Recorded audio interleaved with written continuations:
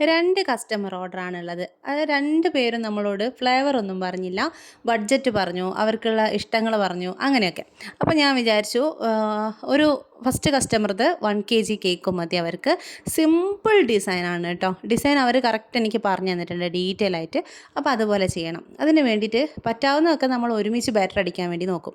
ഇരട്ട കുഞ്ഞുങ്ങളുടെ ബർത്ത്ഡേ ആണ് രണ്ടാമത്തെ കസ്റ്റമർത്. അപ്പോൾ അത് ചെയ്യാൻ വേണ്ടിയിട്ട് റെക്റ്റാങ്കിൾ ഷേപ്പിലുള്ള ഒരു ബേസ് ഞാൻ വാങ്ങിച്ചിട്ടുണ്ട് കേട്ടോ. ഇതിന് 100 രൂപയാണ്. ഈ ബേസിന് 90 രൂപയാണ് അവരെൻ്റെ അടുത്ത് വാങ്ങിച്ചിട്ടുള്ളത്.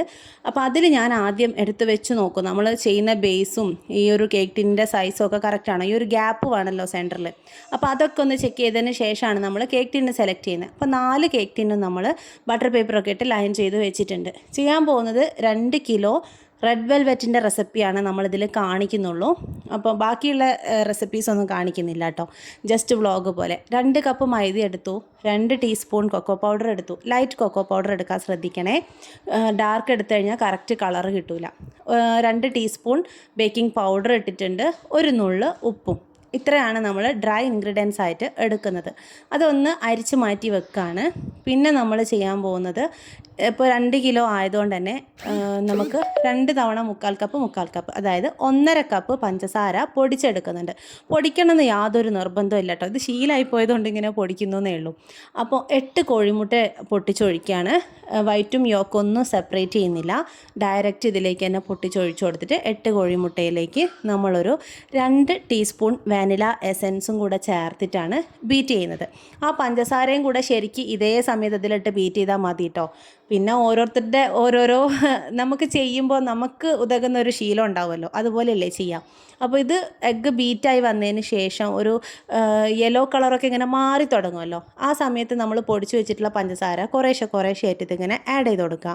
എന്നതിന് ശേഷം നല്ല ഒരു എന്താ പറയുക ഓഫ് വൈറ്റ് കളറിലേക്ക് വന്നതിന് ശേഷം മാത്രം ഒരു 1/4 കപ്പ് ഓയിലും കൂടെ ഒഴിച്ചു മിക്സ് ചെയ്തു ഓഫ് ചെയ്തു. ഈ സമയത്ത് നമ്മൾ ഓവൻ പ്രീഹീറ്റ് ചെയ്യാൻ വേണ്ടി വെക്കാം. ഇത് 66 ലിറ്ററിൻ്റെ ഓവനാണ് കേട്ടോ. OTG ആണ് രണ്ടും. ഇത് 22 ലിറ്ററിൻ്റെ ഓവൻ. രണ്ടും നമ്മൾ ഒരേപോലെ പ്രീഹീറ്റ് ചെയ്യുന്നുണ്ട്. അതിൽ വലിയ ഓവന് താഴത്തെയും മേലത്തെയും കോയിൽ സെറ്റ് ചെയ്തിട്ടും ചെറിയ ഓവന് താഴത്തെ കോയിൽ മാത്രമേ സെറ്റ് ചെയ്തിട്ടുള്ളൂ. കാരണം അതിന് ചൂട് അത് മതി, അതുകൊണ്ടാണ്. ഇനി നമ്മൾ ഒരു 200 ഡിഗ്രി സെൽഷ്യസിലാണ് 2 ഓവനും പ്രീഹീറ്റ് ചെയ്യാൻ വേണ്ടി വെച്ചിട്ടുള്ളത്. നമ്മൾ ബാറ്ററിലേക്ക് ചേർക്കുന്ന കളറ് ഇതാണ് മാജിക് കളേഴ്സിൻ്റെ മാജിക് റെഡ്. ഇതാണ് ഒരു നമ്മളില്ലേ എത്രയാണോ കൊക്കോ പൗഡർ യൂസ് ചെയ്യുന്നത് അതേ അളവിൽ റെഡ് കളർ എടുക്കുകയാണെന്നുണ്ടെങ്കിൽ കറക്റ്റായിട്ട് കിട്ടും കേട്ടോ. ജെൽ കളർ എടുക്കാൻ വേണ്ടിയിട്ട് ശ്രദ്ധിക്കാം. അപ്പോൾ 2 ടീസ്പൂണെങ്കിലും കളറുള്ളപ്പോഴാണ് കറക്റ്റ് പെർഫെക്റ്റ് കളറ് ഈ ഒരു കേക്കിന് കിട്ടുക. അതിൽ ആ ഒരു ടേസ്റ്റ് വ്യത്യാസമൊന്നും ഉണ്ടാവില്ല കേട്ടോ. പിന്നീട് നമ്മളൊരു 1/2 കപ്പ് പാല്, ഇത് ശരിക്കും ഫ്ലോർ മിക്സ് ചെയ്യുന്നതിൻ്റെ ഇടയ്ക്കും തലക്കേറ്റ് ഇങ്ങനെ ഒഴിച്ചു കൊടുക്കേണ്ടത് എന്നോട് മറന്നുപോയി. പിന്നെ ഞാൻ നോക്കുമ്പോൾ 1 കപ്പ് പാലുണ്ടല്ലോ ഇവിടെ കിടക്കുന്നതെന്ന് വിചാരിച്ചപ്പോഴാണ് ഓർമ്മ വന്നത്, ആഡ് ചെയ്തില്ലല്ലോ. അങ്ങനെ ആ ഒരു 1/2 കപ്പ് പാലും കൂടെ ചേർത്ത് നമ്മൾ മിക്സ് ചെയ്ത് റെഡിയാക്കി വെച്ചു. ഇനിയുള്ള ഇമ്പോർട്ടൻ്റ് ആയിട്ടുള്ള സ്റ്റെപ്പ്, ഇത് നമ്മൾ 1 ടീസ്പൂൺ വിനാഗിരിയിലേക്ക് ഒരു 1/2 ടീസ്പൂൺ ബേക്കിംഗ് സോഡ, 1 ടീസ്പൂൺ വിനാഗിരിയിലേക്ക് 1/2 ടീസ്പൂൺ ബേക്കിംഗ് സോഡ ഇടുമ്പോഴേക്കും അതിങ്ങനെ പതഞ്ഞ് പൊന്തുമല്ലോ, അപ്പം തന്നെ ഇതിലേക്ക് ഒഴിക്കണം. ആ പത അണഞ്ഞു പോയതിന് ശേഷം അല്ല ഒഴിക്കേണ്ടത്, അതേ സ്പോട്ടിൽ ഒഴിക്കുക. പിന്നെ ഒന്നിലും ഡിലേ പറ്റില്ല കേട്ടോ. അതേപോലെ നമ്മൾ ആ ഒരു പത ഒഴിച്ചതിന് ശേഷം കുറേ ഇട്ട് അങ്ങോട്ട് മിക്സ് ചെയ്യരുത്. ജസ്റ്റ് ഒരു 2-3 പ്രാവശ്യം ഒന്ന് ഫോൾഡ് ചെയ്തെടുത്താൽ തന്നെ ധാരാളം. എന്നിട്ട് നമ്മളിതെല്ലാം 4 കേക്ക് ടിന്നിലും എടുത്തു. കേക്ക് ടിന്നിൻ്റെ സൈസ് പറയാൻ വിട്ടുപോയി. 2 7 ഇഞ്ചിൻ്റെ കേക്ക് ടിന്നും എടുത്തിട്ടുണ്ട്, 2 6.5 ഇഞ്ചിൻ്റെ കേക്ക് ടിന്നും എടുത്തിട്ടുണ്ട്. ഞാൻ ഈ 2 ഓവനിലും ഒരേ ടൈമിലാണ് കേക്ക് വെക്കുന്നത്. ഈ ഓവൻ്റെ കുരുത്തക്കേട് കാണിച്ചു തരാം കേട്ടോ. എന്നിട്ട് ഇത് ഞാൻ 20 മിനിറ്റ് ആകുമ്പോഴത്തേക്കും ചെറിയ ഓവനിൽ വെച്ചിട്ടുള്ള കേക്ക് പെർഫെക്റ്റ് ആയിട്ട് ബേക്ക് ചെയ്ത് വന്നു. ഇത് 30 മിനിറ്റ് കഴിഞ്ഞ് ലൈറ്റെല്ലാം ഓഫായിട്ടും ഇതിനകത്തുള്ള ആൾക്കാരെ പരിപാടി കാണണോ, ഇത് തീരെ ബേക്കായില്ല. ഒരു ടിന്നിൽ നമ്മളല്ലെങ്കിൽ ഒരു ലെയറിനുള്ള ബാറ്ററി ഒഴിച്ചിട്ടുള്ളൂ, അതുപോലും 30 മിനിറ്റ് കൊണ്ട് എനിക്ക് ബേക്കായി കിട്ടിയിട്ടില്ല കേട്ടോ. ഓവൻ്റെ ടെമ്പറേച്ചർ ഇനിയും എനിക്ക് സെറ്റ് ആവാനുള്ളത് കൊണ്ടാണ് ഓവൻ്റെ ഡീറ്റെയിൽഡ് വീഡിയോ എടുക്കാത്തത്. ഇനി നമ്മൾ ക്രീം ചീസ് ഫ്രോസ്റ്റിംഗ് ആണ് ചെയ്യുന്നത്. മിൽക്കി മിസ്റ്റിൻ്റെ ക്രീം ചീസാണ് എടുത്തിട്ടുള്ളത്. 100 ഗ്രാം എടുത്തിട്ടുണ്ട് കേട്ടോ. അതിപ്പോൾ ആ അളവും കാര്യങ്ങളും നിങ്ങളിത് ശ്രദ്ധിക്കേണ്ട. കാരണം നമ്മൾ 1 kg കേക്കിൻ്റെ കറക്റ്റ് പെർഫെക്റ്റ് റെസിപ്പി ഓൾറെഡി ചാനലിൽ ഇട്ടിട്ടുണ്ട്. 2 വിധത്തിൽ റെഡ് വെൽവെറ്റ് ചെയ്യുന്ന റെസിപ്പി നമ്മൾ ഇട്ടിട്ടുണ്ട്. 2ൻ്റെയും ലിങ്ക് നമ്മൾ ഡിസ്ക്രിപ്ഷൻ ബോക്സിൽ കൊടുക്കാം. നിങ്ങൾക്ക് എളുപ്പമുള്ളത് ഏതാണെന്ന് വെച്ചാൽ അതനുസരിച്ച് ചെയ്യാം കേട്ടോ. അപ്പോൾ പിന്നെ നമ്മൾ ഈ കേക്കിന് വേണ്ട പേരൊക്കെ കട്ട് ചെയ്ത് നേരത്തെ കാലത്ത് വെക്കുകയാണ്. അത് ഫോണ്ടൻറ്റ് ജസ്റ്റ് മറ്റേ CMC പൗഡറോ ടൈലോസ് പൗഡറോ ഒന്നും ഞാൻ വാങ്ങിക്കുന്നില്ല, യൂസ് ചെയ്യുന്നില്ല. വെറും കോൺഫ്ലോർ ഇട്ടിട്ട് ഫോണ്ടൻറ്റിൻ്റെ അകത്ത് ഫോണ്ടൻറ്റ് തൊട്ടാൽ അതാ അപ്പം എൻ്റെ പുറത്ത് ഈ ഒരു മറ്റേ വിക്രമാദിത്യന് വേതാളവും പോലെ കുഞ്ഞൂസ് വന്നിരിക്കും കേട്ടോ. ഇവളെ പുറത്ത് വെച്ചുകൊണ്ട് മാത്രമേ എനിക്ക് ഫോണ്ടൻറ്റ് വർക്ക് ചെയ്യാൻ പറ്റുള്ളൂ. അതങ്ങനെയാണ്. പിന്നെ പേരൊക്കെ ചെയ്യുന്ന സമയത്ത് നിങ്ങൾ ഉറപ്പ് വരുത്തുക, മെസ്സേജ് അയച്ചിട്ടുള്ള ആ സ്പെല്ലിംഗ് ഒക്കെ നോക്കിയിട്ട് കറക്റ്റ് ചെയ്തതിന് ശേഷം മാത്രം കട്ട് ചെയ്യുക കേട്ടോ. ഇതുപോലത്തെ കട്ടർ നമുക്ക് കേക്കിൻ്റെ ഷോപ്പിൽ അവൈലബിൾ ആണ്. അതേപോലെ ഓൺലൈനിൽ വാങ്ങിക്കാൻ കിട്ടും. അത്യാവശ്യം റേറ്റ് ഉണ്ട് കേട്ടോ. ഇത് വെച്ചിങ്ങനെ പ്രസ് ചെയ്തിട്ട് ഇങ്ങനെ എടുത്ത് ബാക്കിലുള്ള ആ നീല കളർ ഉണ്ടല്ലോ അതിങ്ങനെ പുഷ് ചെയ്ത് കൊടുക്കുന്ന സമയത്ത് കട്ട് ചെയ്ത് വന്നിട്ടുള്ള ലെറ്റർ തെറിച്ചിങ്ങ് പോരും. അങ്ങനെയാണ് നമ്മളിത് എടുക്കുന്നത്. അത് ഇട്ട് വെക്കുന്നത് എയർ ടൈറ്റ് ആയിട്ടുള്ള ഒരു കണ്ടെയ്നറിൽ ജസ്റ്റ് കോൺഫ്ലോർ തടവി കൊടുത്തിട്ട് അതിലിട്ട് വെക്കുക ചെയ്യുന്നത്. അവിടുന്ന് ഹാർഡായിക്കോളൂ കേട്ടോ. വേറെ ഒന്നും നമ്മൾ ഫോണ്ടൻറ്റ് ചെയ്യാൻ വേണ്ടിയിട്ട് എടുത്തിട്ടൊന്നുമില്ല. CMC പൗഡർ ഒന്നും എടുത്തില്ല. കോൺഫ്ലോർ ഇടുന്ന തന്നെ നമ്മളെ കയ്യിൽ ഒട്ടിപ്പിടിക്കുന്നുണ്ടല്ലോ, അത് ഒഴിവാക്കാൻ വേണ്ടിയിട്ട് ഇതുപോലെ ആക്കി വെച്ചിട്ട് തലേന്ന് രാത്രി ഞാനിത് മൂടി വെക്കുകയാണ് കേട്ടോ. അടപ്പൊക്കെ ഇട്ട് സെറ്റാക്കി മാറ്റി വെക്കുകയാണ്. ഈ ഒരു ഫോണ്ടൻറ്റ് കണ്ടു കഴിഞ്ഞാൽ കുഞ്ഞൂസിന് അതിൻ്റെ ഒരു പീസ് വേണം. അത് നിർബന്ധമാണ്. അല്ലെങ്കിൽ എനിക്ക് ഫോണ്ടൻറ്റ് മര്യാദയ്ക്ക് ചെയ്യാൻ പറ്റില്ല. അതാണ് ഇവിടുത്തെ അവസ്ഥ. കഴിഞ്ഞ് നമ്മൾ രാത്രി തന്നെയാണ് ഒരു കേക്ക് രാത്രി തന്നെ ചെയ്ത് വെക്കുകയാണ് കേട്ടോ. അതായത് റെഡ് വെൽവെറ്റിൽ 7 ഇഞ്ചിൽ ബേക്ക് ചെയ്തിട്ടില്ലായിരുന്നോ, അത് 2 ഹാഫ് കെ ജി ആയിട്ടാണ് ബേക്ക് ചെയ്തത് ഓരോ ടിന്നിൽ. അപ്പോൾ കുറച്ചും കൂടി ലെയേഴ്സ് കിട്ടുമല്ലോ.